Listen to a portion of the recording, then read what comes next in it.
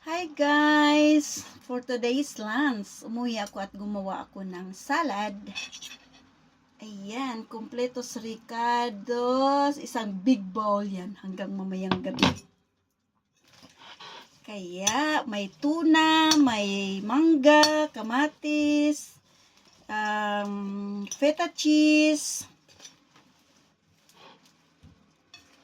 tsaka kamatis, cucumber, green salad. Paborito ko yan. Light muna tayo ngayon.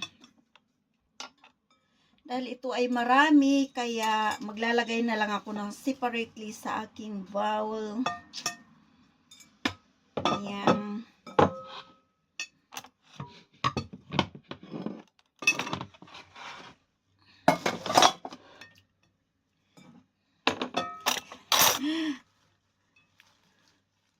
Salad is life.